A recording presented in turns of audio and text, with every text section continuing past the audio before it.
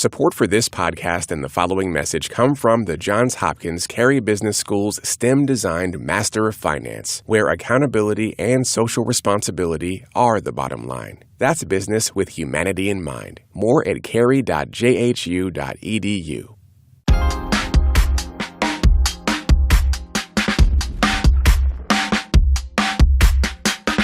This is 1A. I'm Joshua Johnson in Washington.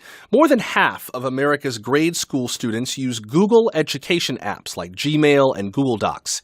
Tech companies are transforming classrooms. They use an array of fancy marketing techniques to court and cultivate relationships with school officials. The goal? To make sure their brand dominates.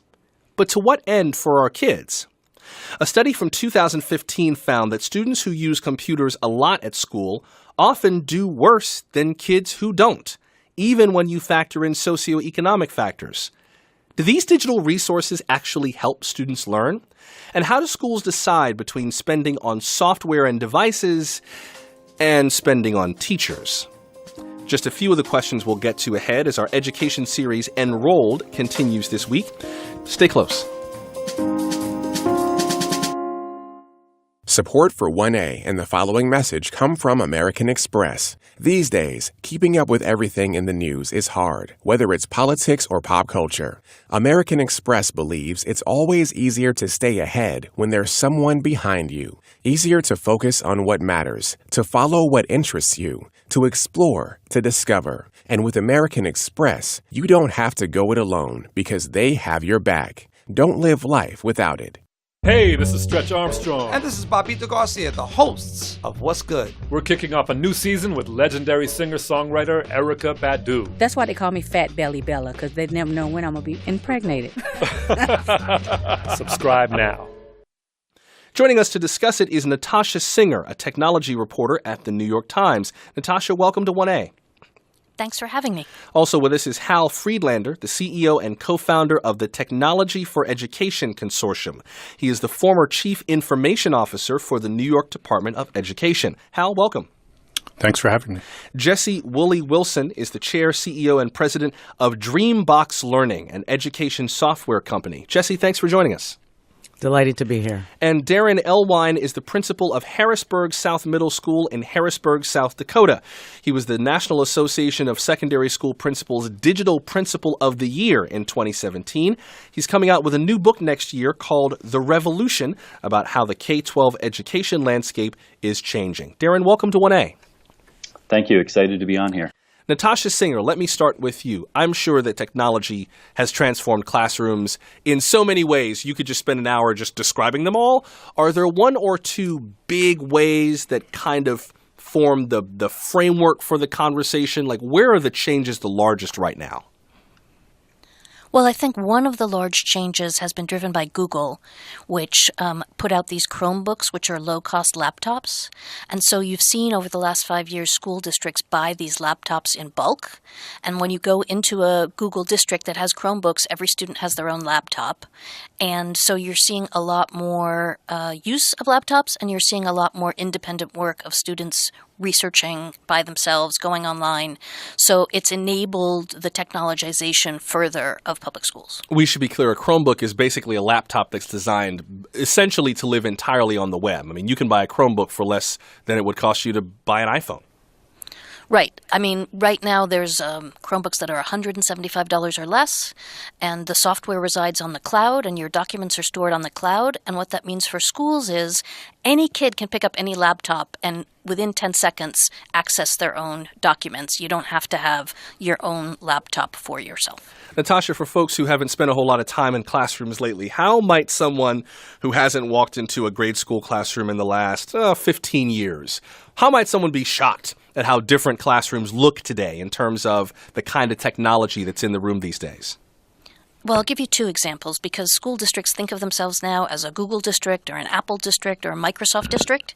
So Chicago Public Schools, the third largest school district in the United States, has about something like 120,000 Chromebooks. And if you go into an 8th grade class, you see each child with a Google device, and some will be using Google Docs, which is the Google Writing program, and some will be using Google Sheets, which is the spreadsheet program, and some will be collaborating using Google Drive, which is where you can share documents.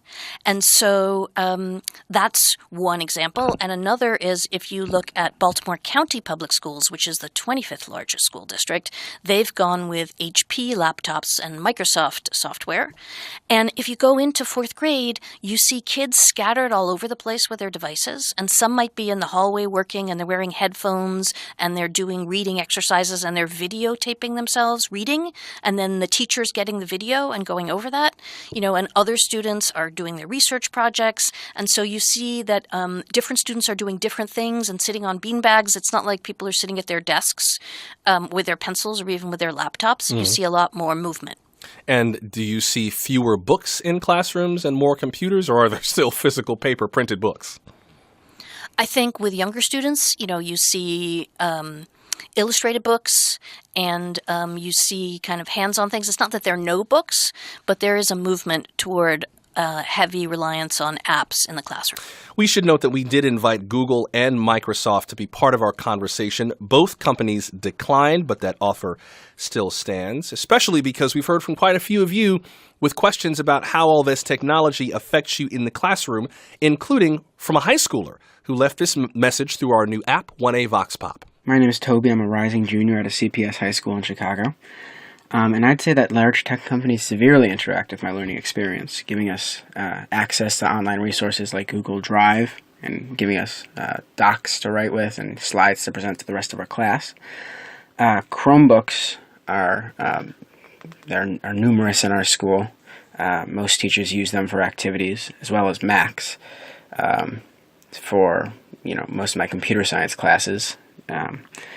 Google Classroom is also a tool that's commonly used by my teachers for supplying homework assignments and assignments in general, and news and updates for our class. Toby, thanks very much for chiming in. All the best to you as you start the school year.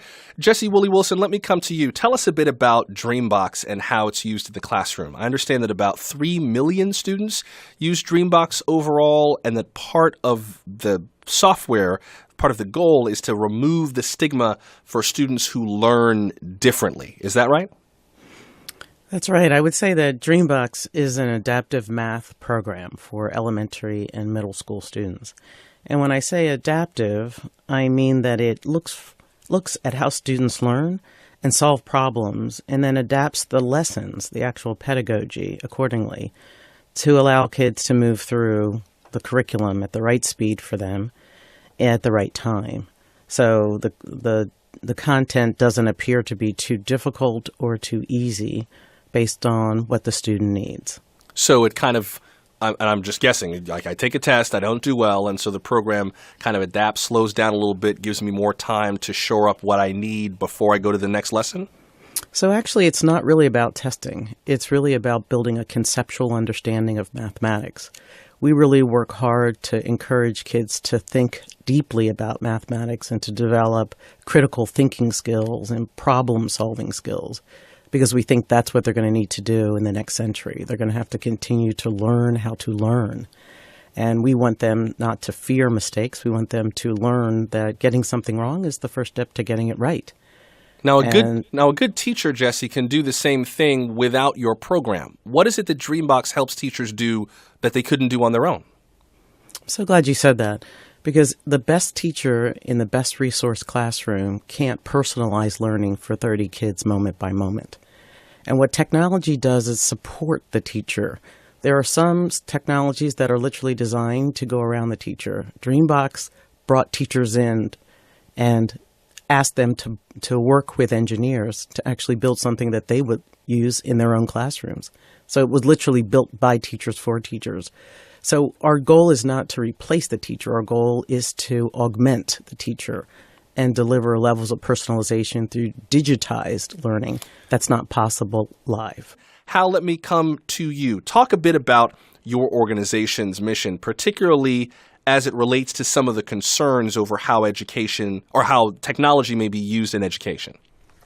Sure. Technology for Education Consortium is an advocate for greater transparency in the ed tech market.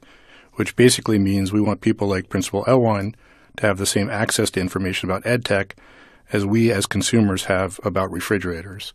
There's a lack of information about what companies do with data. There's a lack of information about what things cost, and there's a lack of information about the effect of these technologies, both in learning and in also how we manage our schools. So we want to make sure that information is clear and available for folks like Principal Elwine and as well as teachers and parents. We also want to make sure information about how schools make decisions and think about technology are available for those tech companies, so those tech companies can make better product and invest in the research needed so that we see the real transformation that we expect when technology enters a domain like the way it has entered medicine. I should also note, by the way, in the interest of full disclosure, the consortium is funded by the Bill and Melinda Gates Foundation, which also underwrites NPR. Hal, I wonder if there are any independent long-term studies out there that give us some clear understanding of what kind of educational tools, software, etc., actually help students learn. Do we have good numbers, or is it still too soon to know? Unfortunately, it's too soon to know. There are an abundance of research that's been done over the years, both about technology in general and around specific techniques or features, if you will, within technologies.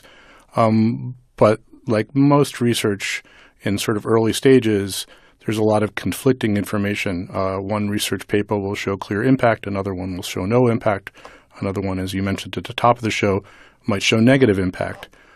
So it's yet to really be made clear from the point of view of research, how these technologies can be implemented in the classroom to sort of guarantee success.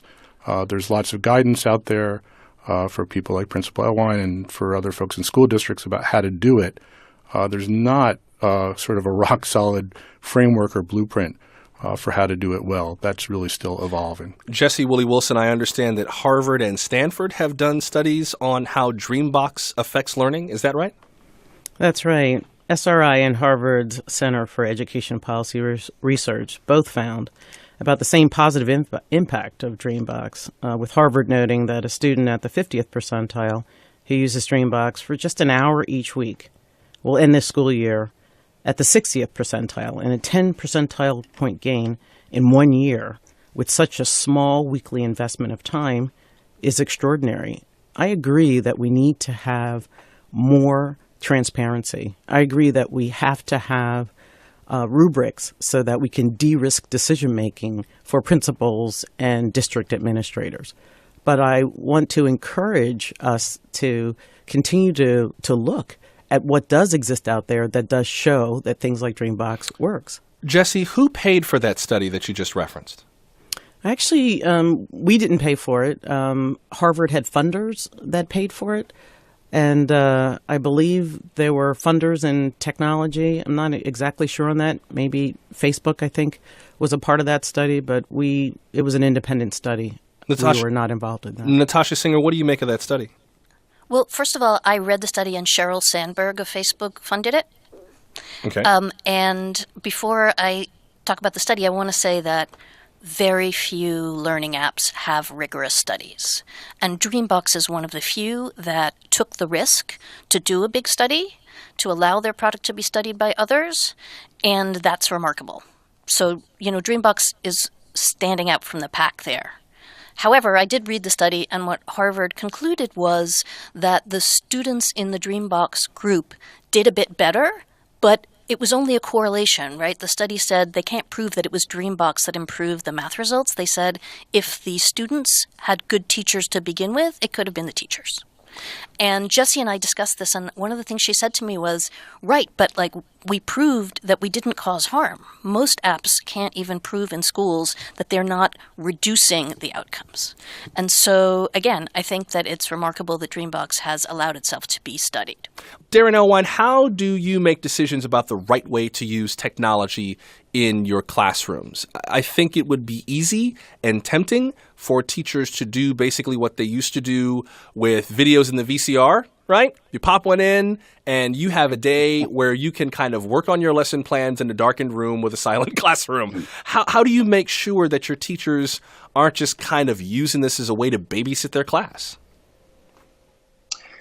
I think it's really built at the district level. I mean, when you look at big decisions, that's done administratively with a team and with teacher input, obviously. If you drill down a little bit deeper and you go just into a building setting, I think it's everyone's accountable to each other. And really where we get a lot of our ideas on what we use, it comes through a lot of it is social media.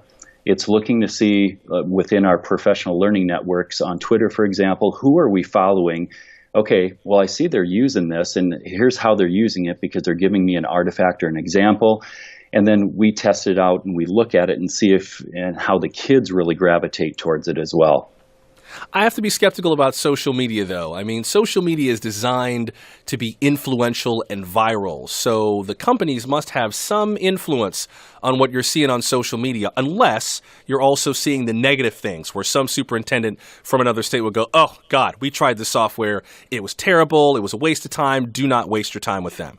Are you mostly seeing just positive stuff on social media, or do you get a balance of the good and the bad? No, it's a combination because I think that at least the group that's on Twitter that I can speak to, they're very transparent. And no one wants the other person to go through a hardship or a difficulty like they did. And if there's something that did not go well, they definitely present that on that platform. Joining us on the phone now is Dr. Cynthia Boyd. She's a parent of 3 kids who went to public school in Baltimore County. She's a medical doctor at Johns Hopkins with concerns about how technology is used in classrooms. Dr. Boyd, welcome to 1A.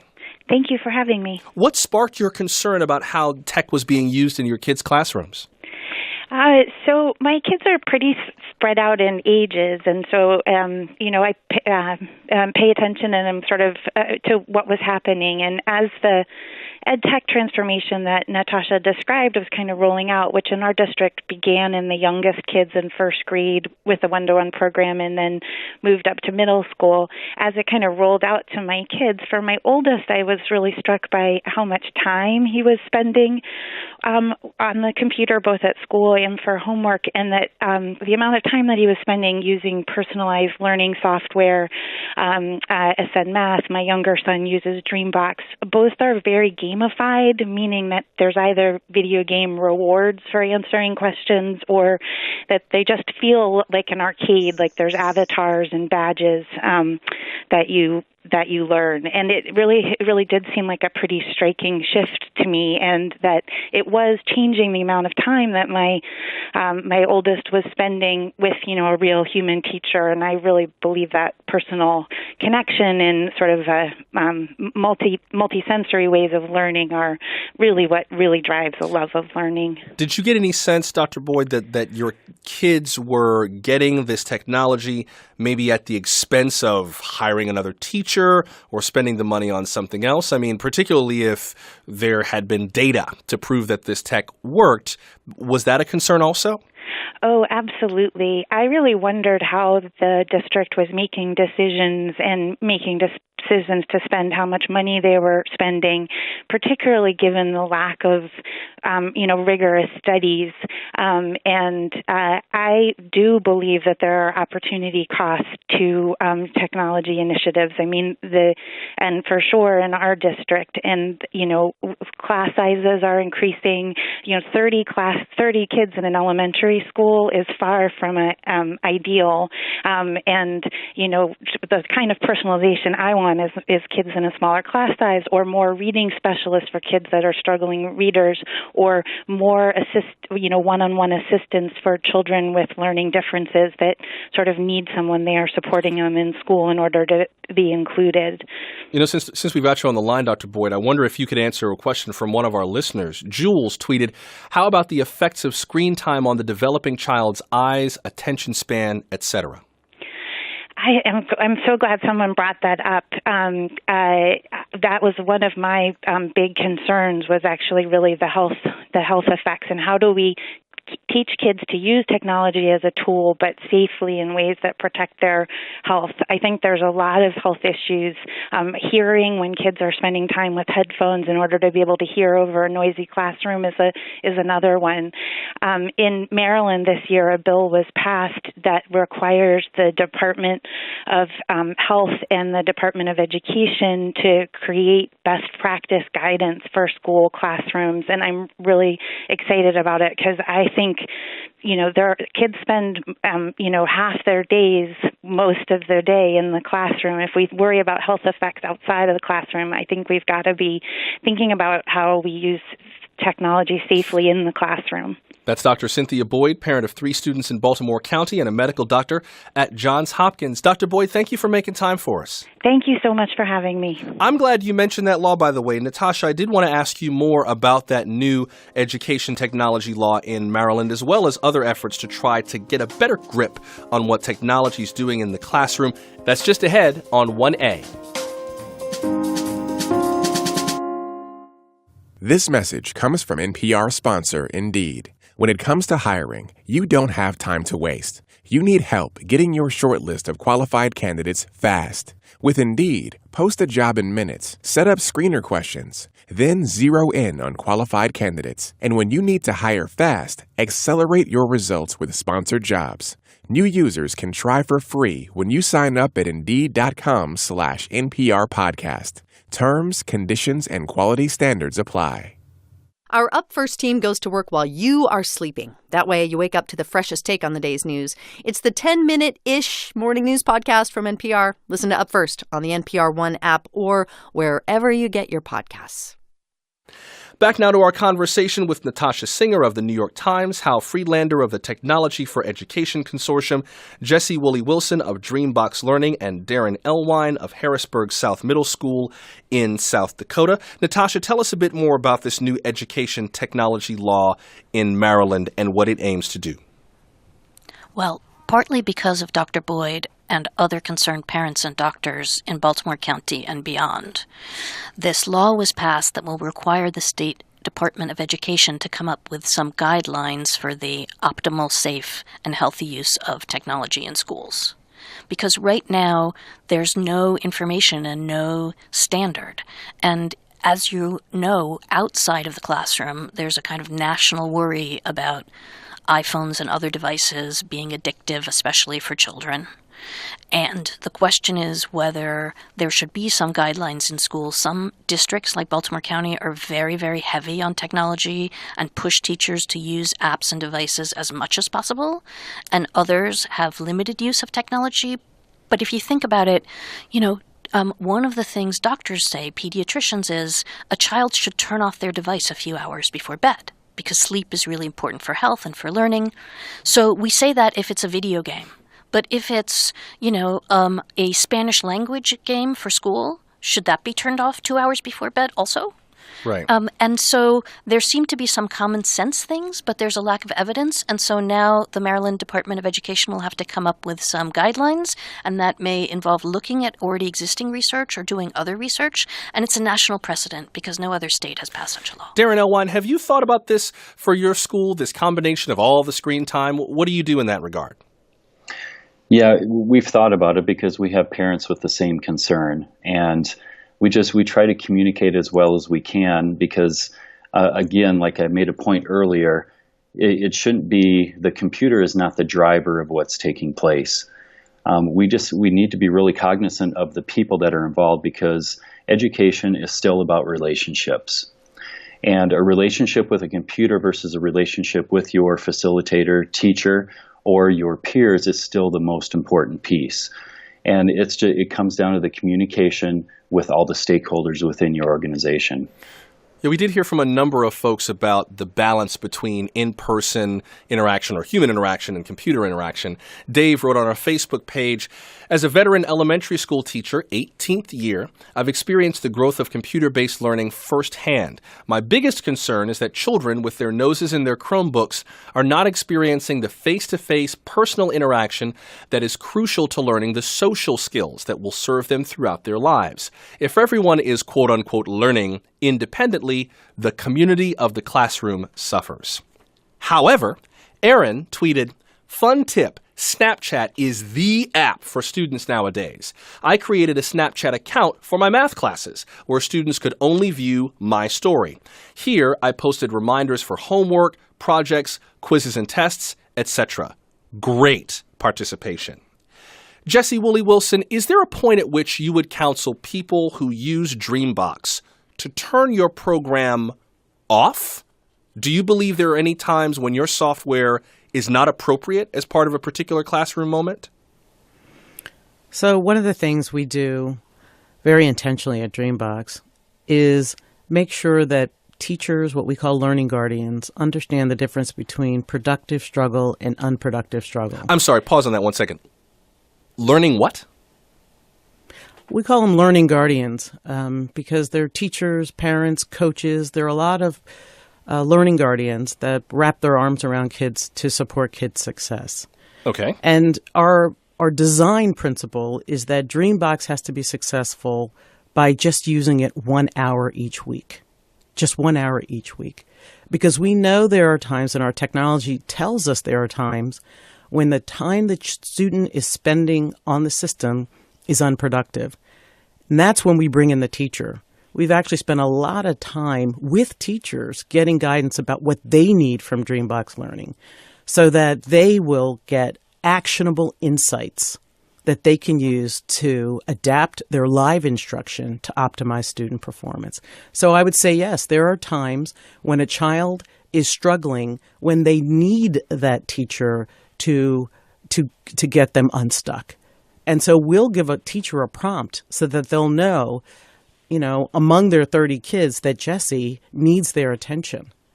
And so this is really a partnership between learners and learning guardians. We want to provide agency for students, and we want to provide actionable insights for teachers so that they can do more for each student at scale. We also heard from a number of you about bridging the digital divide with students. Fran emailed, "I taught 34 years. One of my big concerns is the assumption that all students have access to technology outside of the schools. This is far from true. I've worked with numerous students who do not have computers nor internet. When I mentioned this to a teacher, the response was that the student could go to the public library. The family in question has 7 young children. I wonder how taking them all to the library in the evening would work. Schools need to walk in the shoes of those who struggle and be sure there's an equal playing field." Hal Friedlander, I'd love you to react to Fran's email. Right. So bridging the digital divide is actually a significant opportunity for bringing technology into the classroom. It's true that school districts and communities need to understand and consider how kids are going to have access to technology after school. And we've all heard terrible stories about kids sitting in parking lots of public libraries or sitting inside or outside McDonald's just so they could have Wi-Fi to do their homework. So obviously that's failing. That's not what we're supposed to do. But we also hear about Principal Elwine School where kids are given iPads that they take home. And we also hear about programs around the country that make broadband or at least basic internet access free or affordable for many homes that couldn't otherwise afford it. So there are a lot of programs that are looking to help bridge the digital divide. One thing that I think is important to consider is that digital access, unlike access to other physical resources, digital access is relatively easy to distribute. And I've heard people speak about, getting to the library, as one of the listeners mentioned, getting to the library with 7 kids could be difficult. But if provided with the right resources and the right access, getting those 7 kids online and getting them access to critical and important information so they can learn can be a lot simpler. It's just a matter of making sure the resources are in the right place at the right time. Well, I wonder also, I'm sorry to cut you short. I know I got to let y'all go shortly, but Natasha, I wonder if we could touch a little bit more on what these companies get out of these relationships. Emily tweeted, "Maybe a little off topic since I am in my 40s and a long way from my elementary years, but I always think about how all my computer labs in high school were all Apple. I have to be honest that for better or worse, it made me an Apple consumer for life so far." Natasha? I think that that's a really important point, and I think that it gets to the heart of what we're talking about, which is that students in the United States only have one chance at a free public education, and therefore we want them to have the best tools, not the ones that are the most marketed. And so what we're seeing in the schools is the same fight we're seeing for consumers among Google and Apple and Microsoft, only it's a fight to woo the hearts and minds of first and second and third graders to get them to be lifetime customers. And if you are a third grader and you're using Google Docs, the writing program, you're never going to learn Microsoft Word. You're never even going to know what it is. And that may not cause harm, but it causes benefit to Google, because then when you're a CEO of a company and making a decision, you're going to say, let's use this product for our entire company. And so there's a huge economic benefit to these tech companies that have a long tail that's not about the few billion they're making selling to schools right now. Darren Elwine, principal of Harrisburg South Middle School in South Dakota. Jesse Woolley Wilson, chair, CEO, and president of Dreambox Learning. Hal Friedlander, CEO and co-founder of the Technology for Education Consortium. And Natasha Singer, tech reporter for the New York Times. Thank you all very much for joining us. Until we meet again, I'm Joshua Johnson. Thanks for your questions and stories, and thanks for listening. This is 1A.